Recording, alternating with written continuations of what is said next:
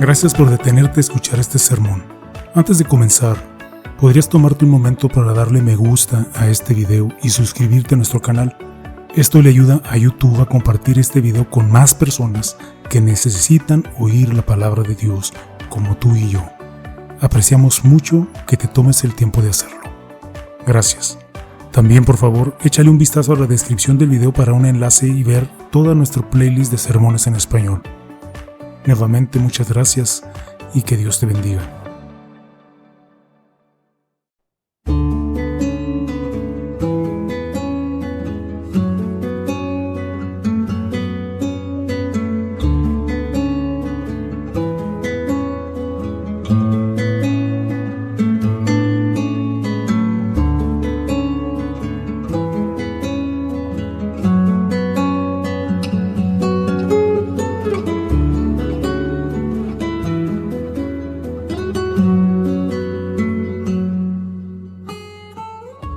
Sermón del domingo 22 de septiembre del año 2024 de la Iglesia Luterana Cristo Nuestro Redentor en El Paso, Texas, basado en la Epístola de Santiago capítulo 3, versículos del 13 al 18.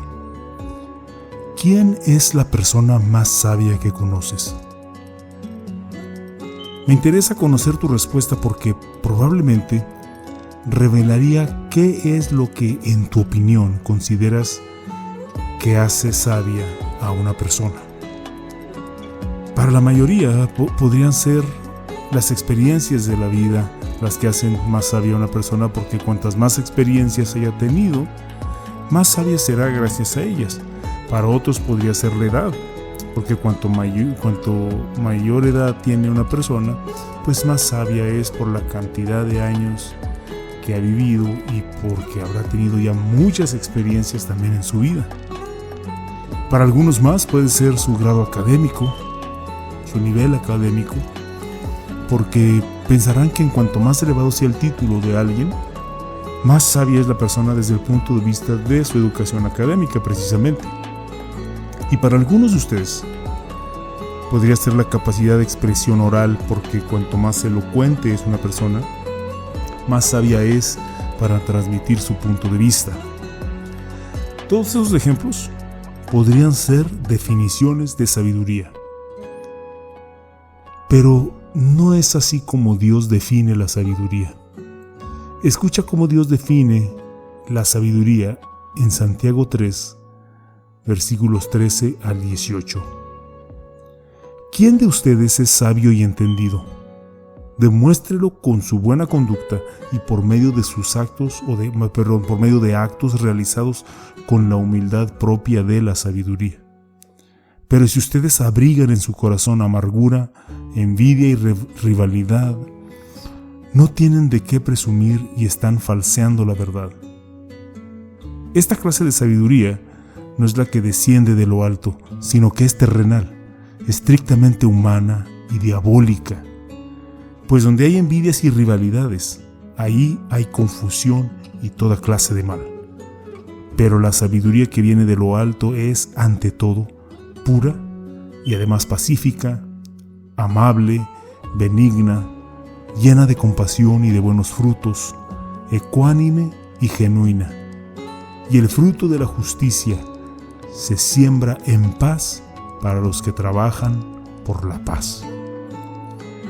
Si analizas estos versículos, Dios define la sabiduría con una palabra: humildad. La persona más sabia para Dios es aquella que tiene una actitud humilde y trata a sus semejantes con humildad. En los días de Santiago, cuando escribió estas inspiradas palabras, había un gran problema con el yo entre los miembros de la iglesia cristiana. Más personas en la iglesia estaban centradas en sí mismas, en lugar de estar centradas en Cristo.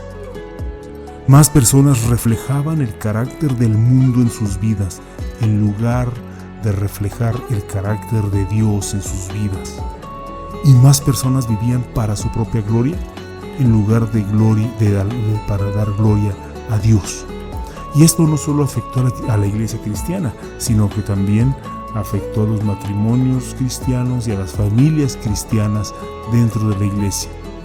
Así que, por el gran amor y la gran preocupación por la iglesia cristiana y los matrimonios y las familias cristianas, Santiago nombra a esta división y el desorden que estaba pasando, y no se anduvo por las ramas al nombrarla, al llamarla por su nombre, y la define como terrenal, humana y diabólica. Ahora analicemos estos tres adjetivos que usa Santiago. El primero es terrenal, y esto literalmente significa lo contrario de celestial o de origen divino. ¿Y qué sabemos de esas cosas terrenales? Que eventualmente perecen, se echan a perder o se desvanecen, y precisamente es lo que sucede o lo que le sucede a una iglesia cristiana o a un matrimonio cristiano, a una familia cristiana que está enfocada en sí misma. Ahora el segundo adjetivo es humana, que significa actuar, si lo traducimos del griego, es actuar como bestias, donde usas a la gente y la desechas.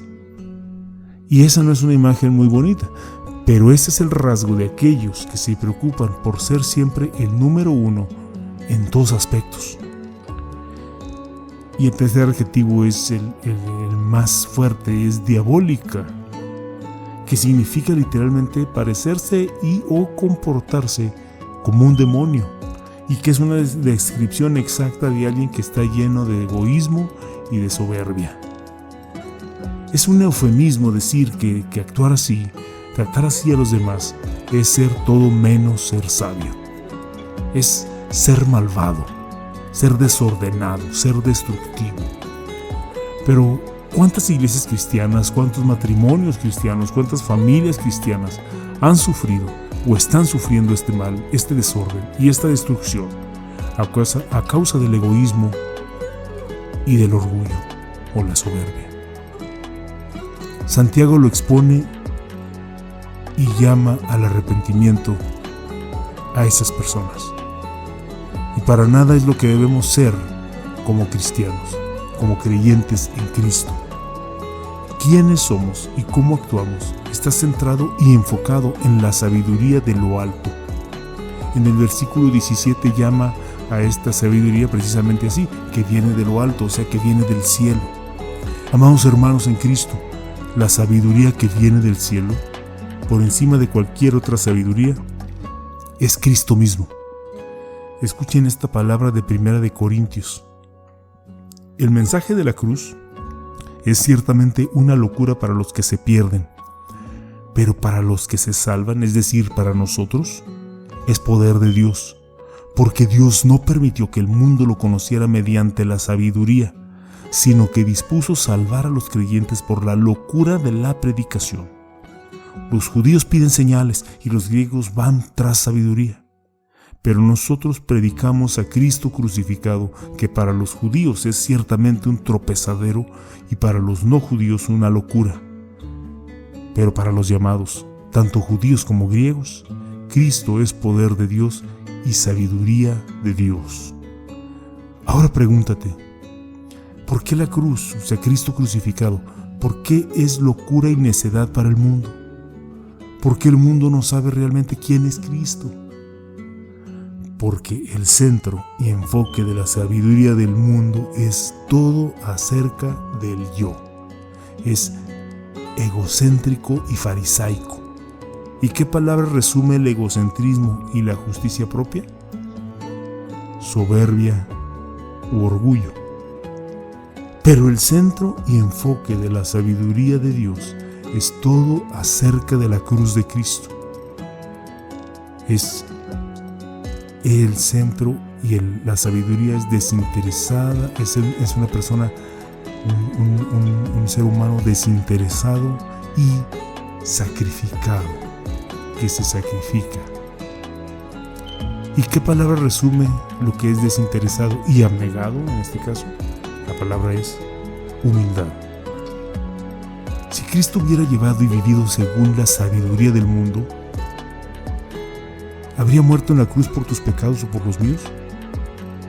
En cambio, se despojó a sí mismo y tomó forma de siervo, y se hizo semejante a los hombres, y estando en la condición de hombre, se humilló a sí mismo y se hizo obediente hasta la muerte y muerte de cruz. Pero porque Jesús, el Hijo de Dios e Hijo del hombre, hizo esto, tú has sido perdonado de toda soberbia y egoísmo pecaminosos. Porque Él hizo esto, tú has sido reconciliado con Dios. Porque Él hizo esto, tú has sido salvado de la condenación eterna. ¿No te provoca humildad saber lo que Dios hizo o lo que Jesús precisamente hizo para renovar y restaurar tu relación con Dios? Jesús dio su vida por ti. ¿Y no te provoca humildad saber cómo lo hizo? Muriendo en una cruz. ¿No te incita humildad entender por qué lo hizo? Por puro amor por nosotros.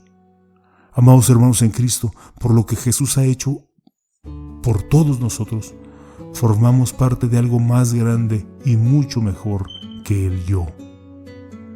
La relación que compartimos unos con otros a través de la fe en Jesucristo nuestro Salvador se trata de Él y de nosotros. Si entendemos lo que significa entonces cómo nos tratamos unos a otros, será de una manera pura, siempre teniendo motivos sinceros hacia los demás. Cómo nos tratamos unos a otros será de manera pacífica, porque siempre estaremos buscando la humildad y la unidad. Cómo nos tratamos unos a otros será amable, siempre preocupándonos por lo que cada uno piensa, y el trato entre nosotros será benigno, aceptando siempre los consejos razonables de los demás. El trato entre nosotros será lleno de misericordia y buenos frutos, perdonando siempre a los que ofenden y ayudando a los necesitados. El trato entre nosotros será ecuánime y genuino, esforzándonos siempre por ser coherentes y justos. Imagina una iglesia cristiana, un matrimonio cristiano y una familia cristiana, guiados por tal sabiduría. Imagina la paz que sembraría y la santidad que se disfrutaría. Imagina cuán felices, cuán fuertes serían esas iglesias, esos matrimonios, esas familias. Ninguno de nosotros tiene que imaginar esto cuando seguimos la sabiduría de Dios. Ninguno de nosotros tendría que imaginar esto cuando Cristo y su cruz son el centro y el foco de lo que somos y de lo que hacemos. Ninguno de nosotros tiene que imaginarse esto cuando tratamos a los demás con amor y con perdón. La sabiduría de lo alto significa más de Él y menos del mí o del yo. Que Dios conceda a todos este espíritu humilde. Amén. Y que la paz de Dios, que sobrepasa todo entendimiento, guarde sus corazones y sus pensamientos en Cristo Jesús. Amén.